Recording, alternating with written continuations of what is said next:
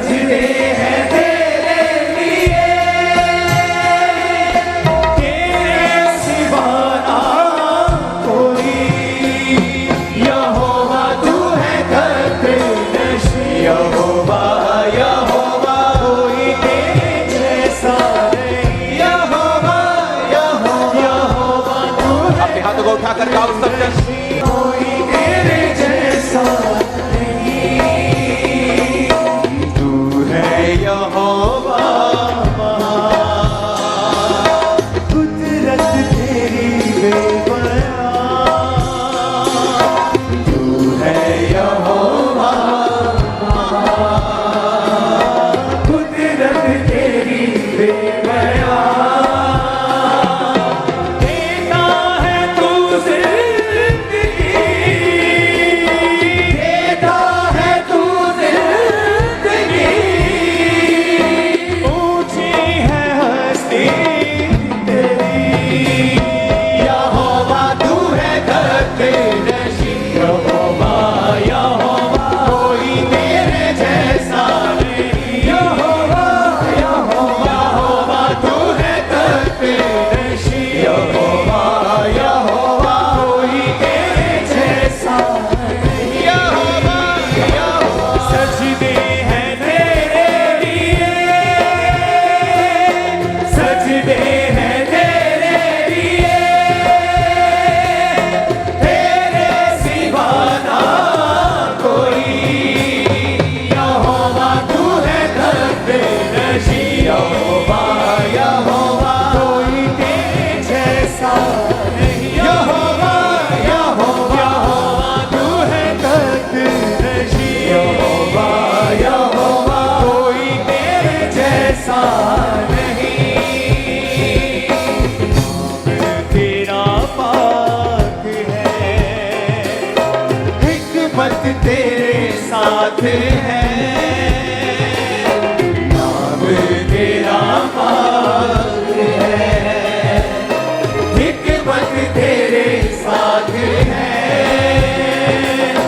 तू नूर ही नूर है, तू नूर ही नूर है। तुझ सा ना कोई हस्ती, यहोवा तू है दर्दनशीं। यहोवा यहोवा कोई तेरे जैसा नहीं। यहोवा यहोवा यहोवा तू है दर्दनशीं। यहोवा यहोवा कोई तेरे जैसा नहीं। सजदे हैं तेरे लिए, सजदे हैं तेरे लिए, तेरे सिवा ना कोई। यहोवा तू है दर्दनशीं। यहोवा यहोवा कोई तेरे जैसा नहीं। यहोवा यहोवा यहोवा तू है दर्दनशीं। यहोवा यहोवा कोई तेरे जैसा नहीं। अपने हाथों को उठाओ, क्योंकि आज के दिन वो तुम्हारे कर्सेस को फिनिश कर रहा है अपने उस क्रूस की ताकत से। हर एक जन जो कर्ज के साथ एंटर किए है, यीशु मसीह के नाम से सारे कर्ज फिनिश हो चुके हैं, आपके कैंसल हो चुके, टूट चुके। In the name of Jesus आमीन। हो चाहे बरकत आपकी है चर्च। यहोवा तू है दर्दनशीं। यहोवा यहोवा कोई तेरे जैसा नहीं। यहोवा तू है दर्दनशीं। यहोवा यहोवा कोई तेरे जैसा नहीं। तू है जलाली खुदा, प्यार तेरा बेबयान।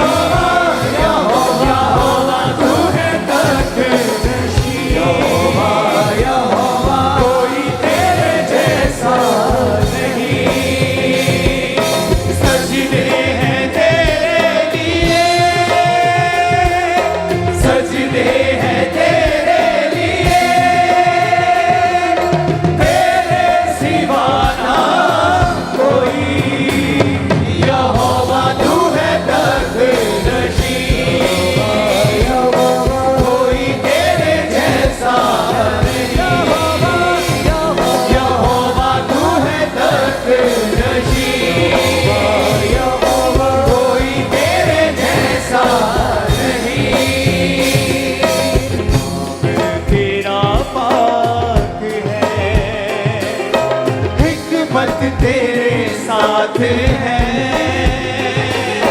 नाम तेरा पाक है, हिकमत तेरे साथ है, तू नूर ही नूर है, तू नूर ही नूर है, तुझ सा ना कोई हस्ती, यहोवा तू है तख्त-ए-नशीं, यहोवा कोई तेरे जैसा नहीं, यहोवा तू है तख्त-ए-नशीं, यहोवा कोई तेरे जैसा नहीं, सजदे हैं तेरे लिए, सजदे हैं तेरे लिए, तेरे सिवा ना कोई, यहोवा तू है तख्त-ए-नशीं, यहोवा कोई तेरे जैसा नहीं, यहोवा तू है तख्त-ए-नशीं, यहोवा कोई तेरे जैसा नहीं। अपने हाथों को उठाओ, क्योंकि आज के दिन वो तुम्हारे कर्सेस को फिनिश कर रहा है अपने उस क्रूस की ताकत से। हर एक जन जो कर्स के साथ एंटर किए है, यीशु मसीह के नाम से सारे कर्स फिनिश हो चुके हैं, आपके कैंसल हो चुके, टूट चुके। In the name of Jesus आमीन। चाहे बरकत आपकी है चर्च। यहोवा तू है तख्त-ए-नशीं, यहोवा कोई तेरे जैसा नहीं, यहोवा तू है तख्त-ए-नशीं, यहोवा कोई तेरे जैसा नहीं, तू है जलाली खुदा, प्यार तेरा बेबयां, तू है जलाली खुदा, प्यार तेरा बेबयां, तख्त तेरा आसमां, तख्त तेरा आसमां, पाँव की चौकी ज़मीं, यहोवा तू है तख्त-ए-नशीं, यहोवा कोई तेरे जैसा नहीं, यहोवा तू है तख्त-ए-नशीं, यहोवा कोई तेरे जैसा नहीं, सजदे हैं तेरे लिए, सजदे हैं तेरे लिए, तेरे सिवा ना कोई, यहोवा तू है तख्त-ए-नशीं, कोई तेरे जैसा नहीं, यहोवा तू है तख्त-ए-नशीं, कोई तेरे जैसा नहीं, है यहोवा महान, कुदरत तेरी बेबयां, सबका है यहोवा महान, कुदरत तेरी बेबयां, देता है तू ज़िंदगी, देता है तू ज़िंदगी, ऊंची है हस्ती तेरी, यहोवा तू है तख्त-ए-नशीं, कोई तेरे जैसा नहीं, यहोवा तू है तख्त-ए-नशीं,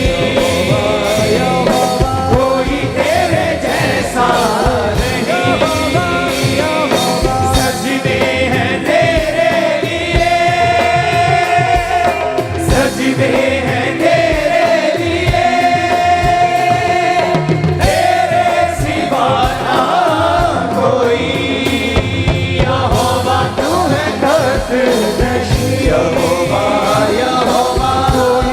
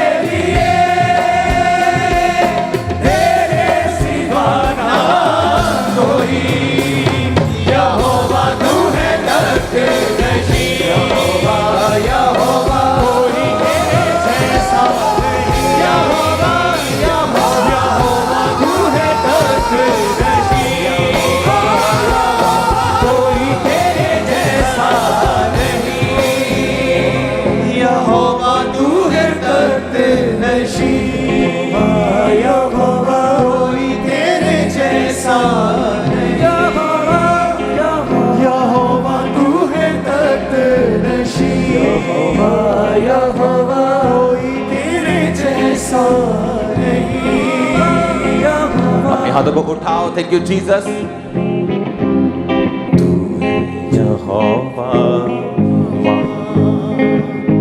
कुदरत तेरी बेबयां। तू है यहोवा, कुदरत तेरी बेबयां। देता है तू जिंदगी देने वाला परमेश्वर है खुदावन। ऊंची है हस्ती तेरी यहोवा, तू है दर्द-नशी। यहोवा कोई तेरे जैसा नहीं। यहोवा तू है दर्द-नशी। यहोवा कोई तेरे जैसा नहीं। ऊंची आवाज में थैंक यू जीसस बोलते हुए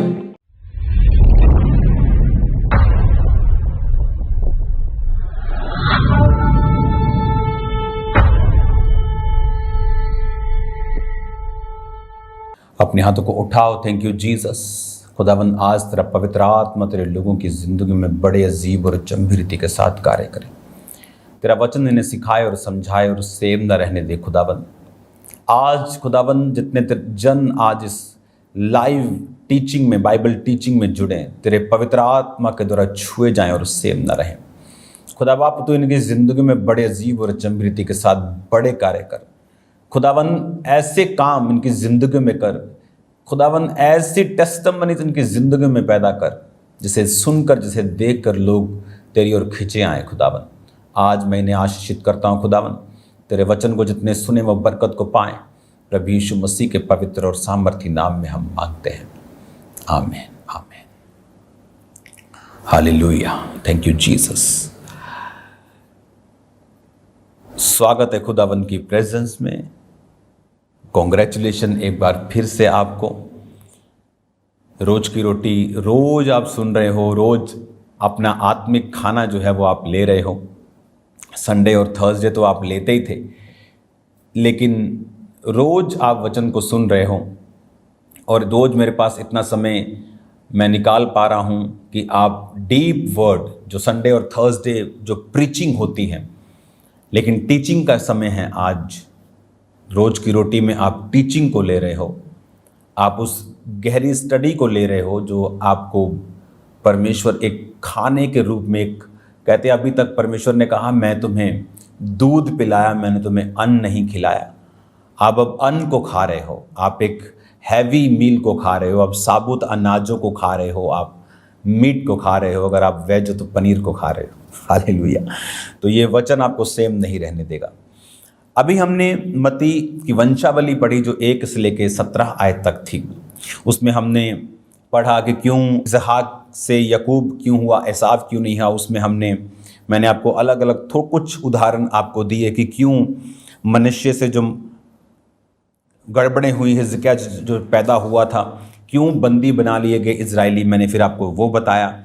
यहूदा 3 आयत में लिखा वंशावली में, मत्ती 1:3, यहूदा और तमार से फिरिस और जोहरा उत्पन्न हुए। तमार उसकी बहू थी, तमार उसकी पत्नी नहीं थी।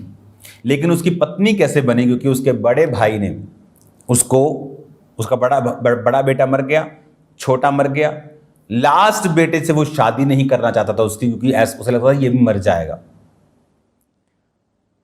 तो बाद में ऐसी घटनाएं उसके साथ हुई कि उसको अपनी पत्नी उसे मानना पड़ा, और उससे फिर बाइबल कहती है फिरिस और जोहरा उत्पन्न हुए। क्यों वो उसकी पत्नी हुई? बच्चों की परवरिश गलत हुई, यहोवा के लेखे में दुष्ट थे तो मारे गए। दुष्ट क्यों थे? क्योंकि माँ परमेश्वर में नहीं थी। माँ प्रभु में क्यों नहीं थी? क्योंकि यहूदा अपने देश को छोड़ के कहीं और चला गया था। वो छोड़ के क्यों गया? क्योंकि अपने भाई को बेच दिया था। भाई क्यों बेचा? क्योंकि उससे जेलसी करते थे। Jealousy is the one of the biggest sin. Jealousy करना एक बड़ा पाप है। शैतान जेलसी से मरा, परमेश्वर से जेलसी करने लग गया। जिसने उसे बनाया उसी के खिलाफ चला गया। और आज भी आप देखते हो जिस व्यक्ति को आपने ब्लेस किया वही आपके खिलाफ हो गया, तो आप समझ लो उसके पीछे शैतान है। अकेला नहीं, शुद्ध वाला, 100% शुद्ध शैतान। हालेलुया। दुकानों पे लिखा होता ना 100% शुद्ध देसी घी। तो अगर कोई विरोधी हो जाए आपके भले करने के बावजूद, चाहे बाद में माफिया मांग ले, 6 महीने बाद वापस आने की ट्राई करे, वो अलग चीज़ है, लेकिन आप ये समझ लेना कि उसके पीछे शुद्ध वाला शैतान है, प्योर डीमन है उसके पीछे। हालेलुया। अब जब हमने सुना कि यहूदा और तमार से फिरिस और जोरह और फिरिस को परमेश्वर ने अपनी ब्लड लाइन में लिया, क्योंकि एक गलती की उसकी सजा मिली, वो अलग हुआ। फिर क्योंकि जब आदमी एक गलती करके परमेश्वर के भवन से निकलता है, फिर वो गलतियों पे गलतियां करता है, उसकी मैरिड लाइफ भी डिस्टर्ब, उसकी फाइनेंशियल लाइफ भी डिस्टर्ब। जब तक वो वापस गलती को सुधारता नहीं, तब तक डिस्टर्बेंस उसकी लाइफ से खत्म नहीं होती। हालेलुया। अब हम आज पढ़ेंगे 18 आयत को। 18 आयत में लिखा, यीशु मसीह का जन्म इस प्रकार से हुआ कि जब उसकी माता मरियम की मंगनी यूसुफ के साथ हो गई, तो उनके इकट्ठा होने से पहले वो पवित्र आत्मा के ओर से गर्भवती पाएगी। उसका पति यूसुफ जो धर्मी था, उसे बदनाम नहीं करना चाहता था, उसे चुपके से त्याग देने का विचार किया। जब इन बातों की सोच में था, तो प्रभु का स्वर्गदूत उसे सपनों में दिखाई दिया और कहा, है यूसुफ दाऊद के संतान, अपनी पत्नी मरियम को यहाँ लाने से मत डर, क्योंकि जो कुछ उसके गर्भ में है वो पवित्र आत्मा की ओर से है। अब यहाँ पर मरियम को जिब्राइल स्वर्गदूत दिखाई देता है। वो कहता है कि तेरे एक बेटा पैदा होगा, वो लोगों का उसके पापों से उद्धार करेगा। उसने कहा, मैं तो किसी पुरुष को नहीं जानती। कहने का मतलब था कि उसके किसी पुरुष के साथ कोई रिलेशन नहीं है कि उसके बेबी हो। लेकिन प्रभु ने कहा कि ये बेबी रिलेशन वाला नहीं होगा, क्योंकि ये मेरा होगा। तो पवित्र आत्मा की ओर से तुझ पे सामर्थ उतरेगी, और वो पवित्र जो पैदा होगा उसे जीसस बोलेगी, जीसस यीशु कहलाया जाएगा। तो बाइबल कहती है उसके पति को जब मालूम हुआ कि मेरी पत्नी मैरिज से पहले ही प्रेग्नेंट है, तो उसे तो मालूम नहीं था कि ये क्यों है, उसे तो गलत ही लगा होगा, और वो धर्मी था। आपको मालूम, यूसुफ के पास ये पावर थी लीगली कि वो मरियम के ऊपर पत्थर वार करवा सकता था। उसके पास लीगली पावर थी उसको हरास करने की, उसको चौक में ले जाके उसको घड़ीसने की, उसको बेइज्जत करने की, क्योंकि वो मांगा गया था, उसके साथ पक्का हो गया था, मंगनी हो गई थी। तो वो बखेड़ा खड़ा कर सकता था, लेकिन बाइबल कहती है वो धर्मी था। आज लोग धर्मी अपने आप को बोलते हैं और स्टेजों के ऊपर से दूसरे लोगों पर अटैक करते हैं और बोलते हैं मैं धर्मी हूं, मेरे ऊपर सबसे बड़ी सामर्थ है। हालेलुया। जोक मारते हो सबसे बड़ा। यहां पर एक व्यक्ति जिसके पास जेन्युइन रीजन है किसी को घड़ीसने का, और वो बाइबल कहती क्योंकि वो धर्मी था और उसको बदनाम नहीं करना चाहता था। अगर आप नए नियम में पढ़ेंगे तो बाइबल कहती है अपने भाइयों की बदनामी मत करो। ये तो वो था जिसके पास रीजन था बदनाम करने का। इमेजिन करो अगर किसी के पास रीजन भी नहीं है, फेक रीजंस हैं, jealousy is the main reason. इसका मतलब उन्होंने चोला तो डाल लिया है सदूकियों और फरीसियों का, और वो आत्मा में भी सदूकी और फरीसी हैं। आपकी स्क्रीन पर सदूकी फरीसी की फोटो आएगी अभी। सदूकी फरीसी इस तरह के दिखते थे। जब वो जाते थे तो अपनी प्रेजेंस दिखाते थे, कपड़े, शॉल, कि हम आए हैं बाइबल टीचर, हम ही सिखा सकते हैं, रब्बी हैं हम। तो जीसस ने तब बोला था कि अपने धरती पर किसी को रब्बी मत कहना, बाप मत कहना। उसके कहने का मतलब वो नहीं था, उसके कहने का मतलब था कि यही लोग सिखा सकते हैं, ये बाप नहीं है, बाप स्वर्गीय पिता है। और अब आज आपको मैं क्या प्रीच करता हूं? मैं ये कहता हूं कि मैं ही सिखा सकता हूं, मैं बाप हूं, रब्बी हूं, या मैं ये कहता हूं जाओ और सुसमाचार सुनाओ?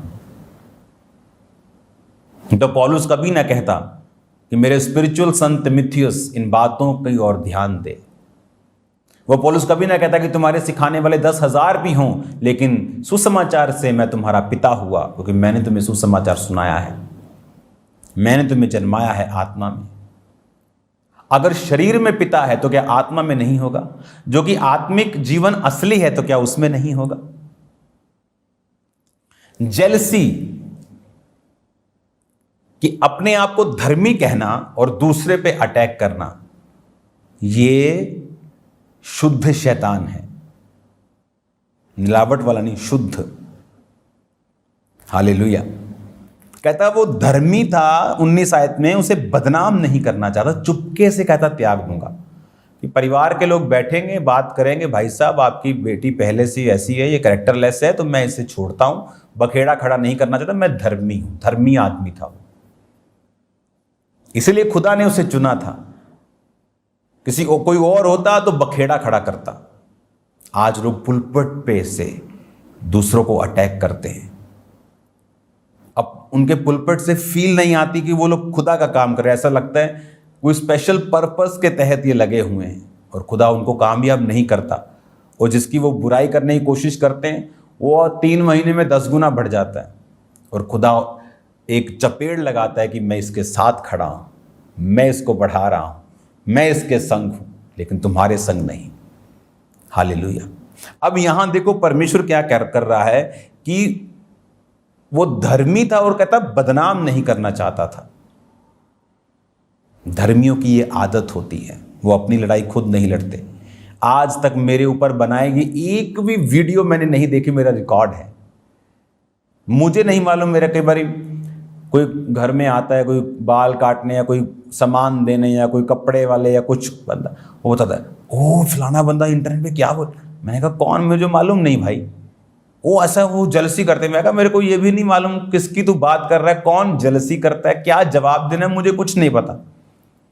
मुझे खुदा के साथ करेक्ट रहना है, वो मेरी चिंता है। दुनिया करेक्ट समझे वो मेरी चिंता नहीं है। खुदा मुझे रॉन्ग समझे और दुनिया के सामने मैं प्रॉफिट बन के घूमता रहूं, अंदर व्यभिचार करता रहूं, वो मेरे से नहीं होगा। मैं अंदर क्लीन करके अपने आप को बाहर जाना चाहता हूं। बुरे रह के अंदर सेवा करने से बेटर ये है कि सेवा ना करो अगर तुम अंदर करप्ट हो। हालेलुया। जब आप धर्मी हैं तो आपकी निशानियां होंगी धर्मी की। सदूकी और फरीसी का कपड़े अगर आप देखेंगे अगर स्क्रीन के ऊपर, तो सदूकी और फरीसी दिखने में धर्मी थे, लेकिन किसने चढ़ाया क्रूस पर जीसस क्राइस्ट को? अन्य जातियों ने, दूसरे धर्म के लोगों ने। यही धर्मी समझने वाले, अपने आप को धर्मी समझना और दूसरे को गुनाहगार समझना, उन लोगों ने। अपने आप को धर्मी और दूसरों को पापी समझना, उन लोगों ने। अपने ही यहूदियों ने जीसस क्राइस्ट को क्रूस पर चढ़ा दिया था।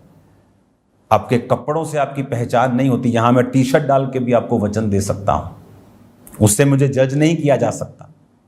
यहां कोट पैंट डाल के भी दे सकता हूं, लेकिन अंदर जीसस ने कहा जो तुम खाते हो, सुबह टॉयलेट से बाहर निकलता है, तुम्हें अशुद्ध नहीं करता। जो तुम बोलते हो, निंदा, चुगली, बदनामी, ईर्खा, विरोध, फूट, विधर्म, जादू टोना, वो तुम्हें अशुद्ध करता है। व्यभिचार, मूर्ति, वो तुम्हें अशुद्ध करता है। हालेलुया।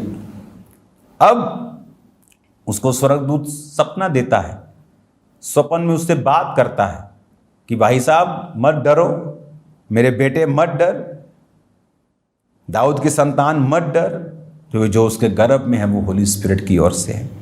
उसको बताया जाता है कि उसके गर्भ में पवित्र आत्मा की ओर से एक पुत्र है।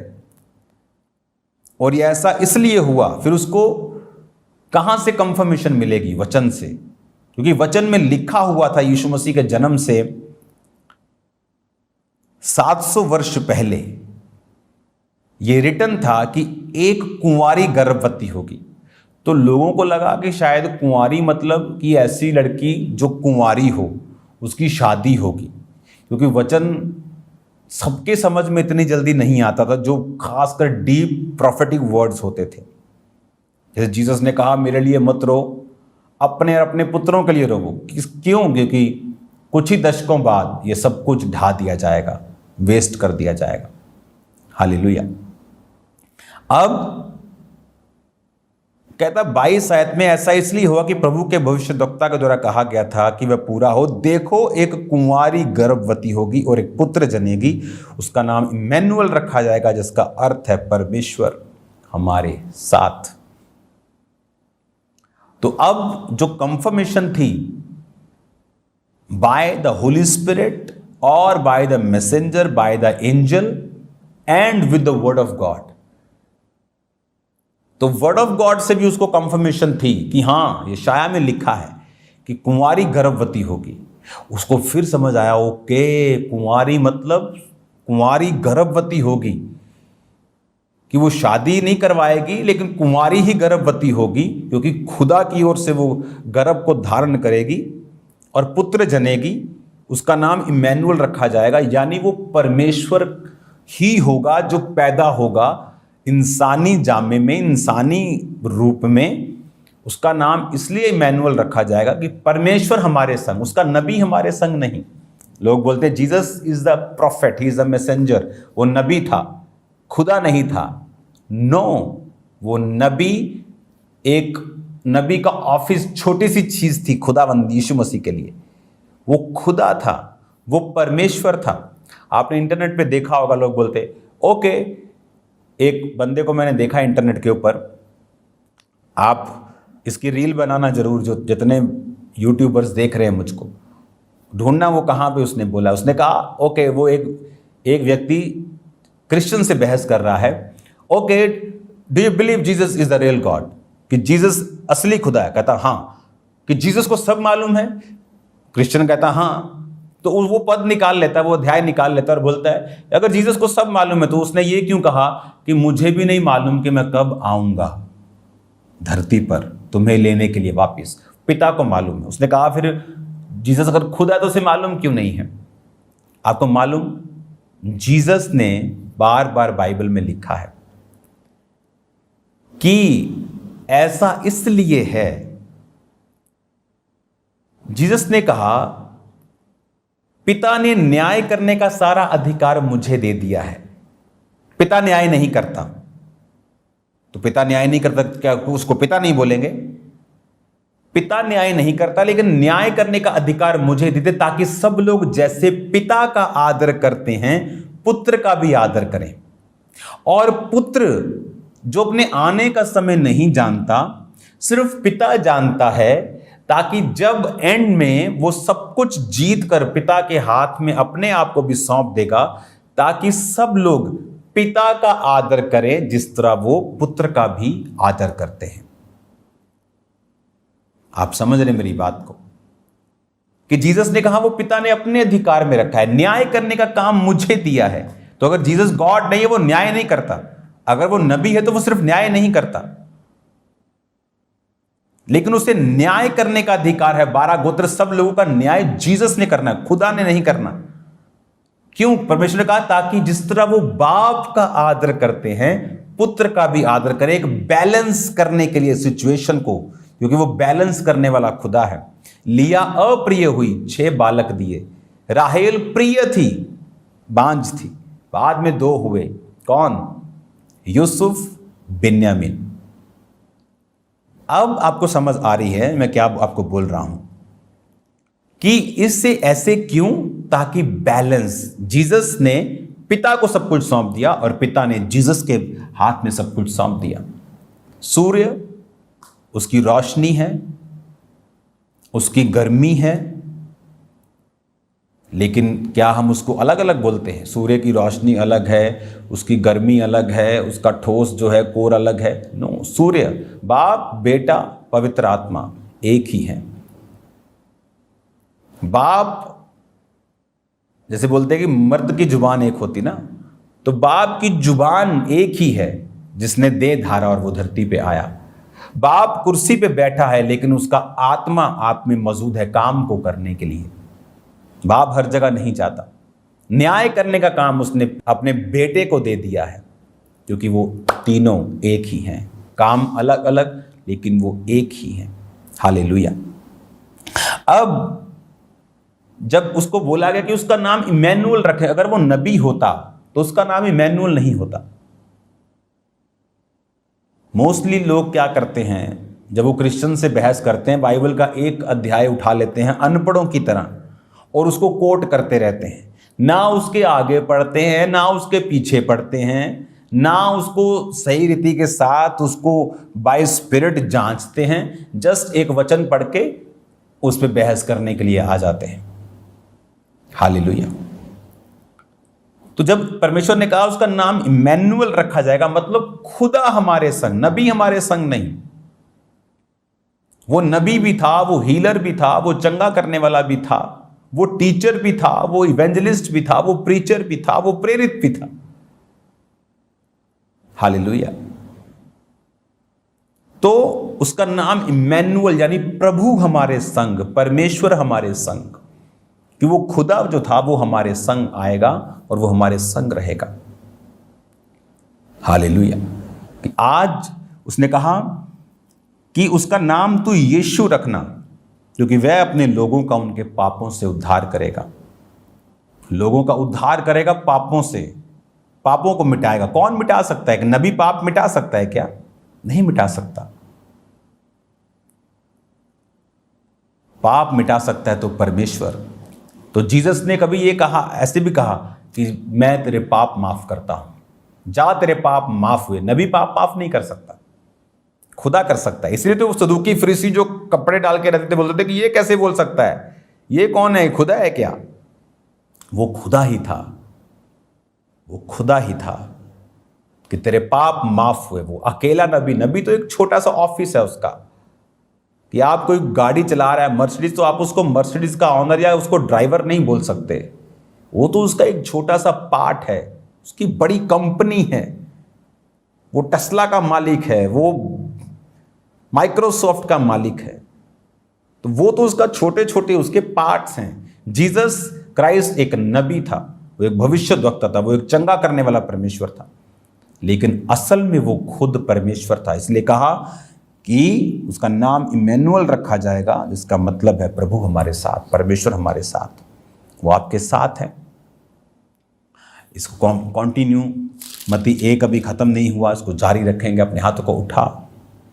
खुदा बाप, आज जितना वचन तेरे लोगों ने सुना वो 100 गुना बरकत को पाए, 100 गुना आशीष को पाए, वो सेम न रहे। खुदाबंद तेरा पाक रूह इन्हें छुए, चंगा करे, आजाद करे। In the mighty name of Jesus be heeled.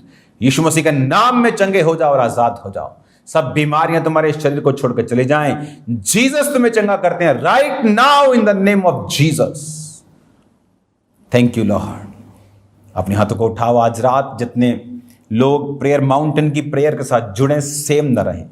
खुदाबंद का आत्मा आपको गाइड करे, उसको शेयर करना है, लोगों को इनवाइट करना है, क्योंकि आप सेम नहीं है उस प्रेयर माउंटेन की प्रेयर के साथ। जितने खुदाबंद उस सुंदर, उस फायर आग से भरे हुए पहाड़ से, खुदाबंद उस जगह से, उन प्रेयर रूम से खुदाबंद प्रार्थना को रिसीव करें, सेम न रहें। इनकी चंगाइयाँ, डिलीवरेंस हो खुदाबंद, बरकतें आए इनके घरों में, यीशु मसीह के नाम में। Amen, amen. God bless you all. मेरा बिलीव है कि आप लोग शाम की प्रेयर्स को अटेंड करके बरकतों को पा रहे हैं। थर्सडे मीटिंग एक स्पेशल आपको मैसेज मैं आपको दूंगा। आप सेम नहीं होंगे यीशु मसीह के नाम में। अमेरिका के टूर्स, उन्हें भी आप अपनी प्रार्थना में रखेंगे, और एक मैसेज जो वहाँ से मैं लाइव होकर आपको दिया करूँगा, रोज की रोटी हो या प्रेयर माउंटेन हो या मीटिंग्स हो, तो मैं आपके साथ जुड़ा रहूँगा दुनिया के जिस कोने में भी मैं हूँ, ताकि आपकी खुराक जो है वो मिस ना हो। मीटिंग वाले दिन रोज की रोटी नहीं होती। God bless you all.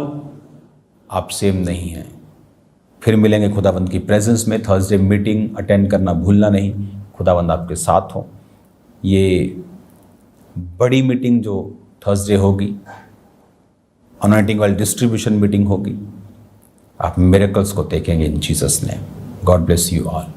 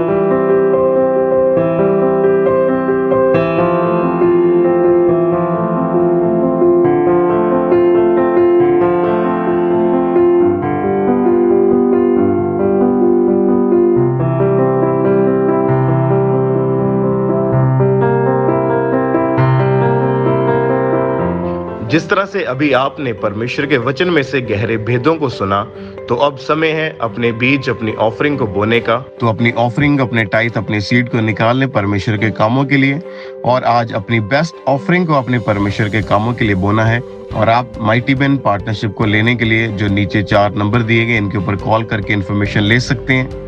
आप टीवी मिनिस्ट्री, इवेंजलिज्म पार्टनरशिप यानी सुसमाचार के कामों में भी अपनी ऑफरिंग को, अपने सीड को डाल सकते हैं। अपने सीड को जरूर बोएं ताकि ज़्यादा से ज़्यादा लोगों तक परमेश्वर के वचन को, सुसमाचार को पहुंचाया जाए।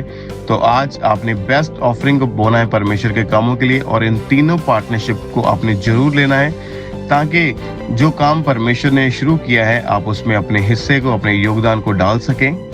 और आप पूरे भारत से, पूरे इंडिया से बैंक अकाउंट्स के जरिए अपनी ऑफरिंग को, अपने सीड को चर्च के अकाउंट में भेज सकते हैं, जैसे कि ICICI बैंक और HDFC बैंक। इन दोनों बैंक अकाउंट्स की डिटेल को आप नोट कर लें।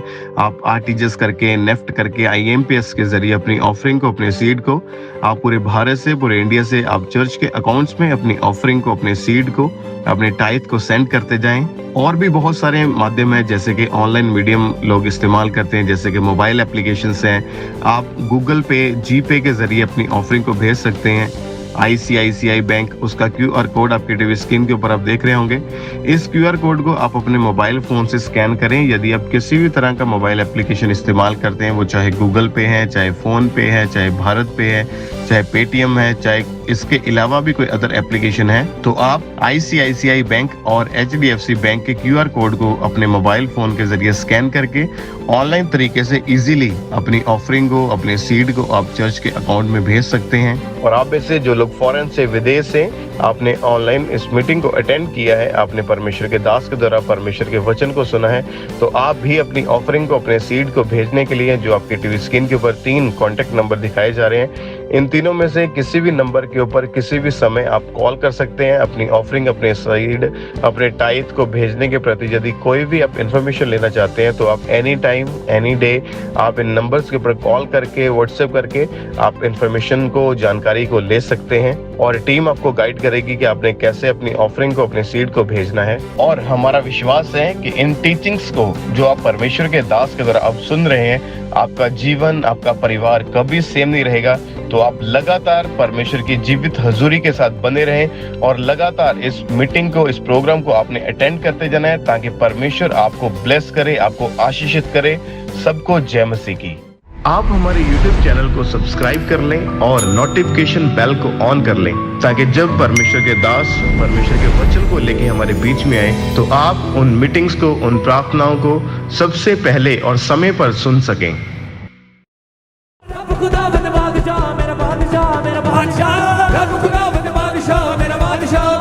पूर्वी हवाएं जब चलती है, खुशकी जमीन हो जाती है।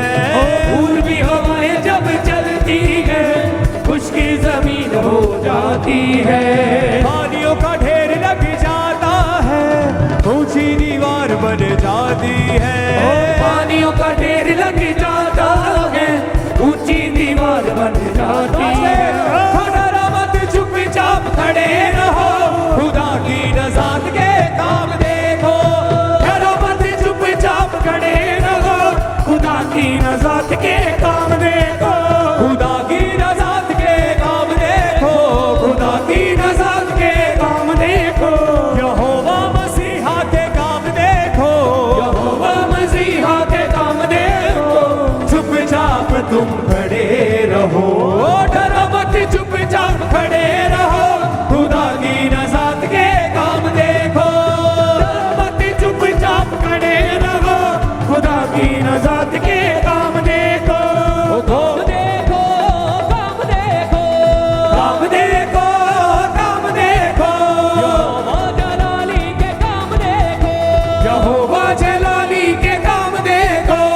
चुपचाप तुम खड़े रहो, डरो मत, चुपचाप खड़े रहो, खुदा की नज़ात के काम देखो। डरो मत, चुपचाप खड़े रहो, खुदा की नज़ात के काम देखो। वो ही पानी जो डराता था और रास्ता भी न देता था। वो ही पानी जो डराता था और रास्ता भी न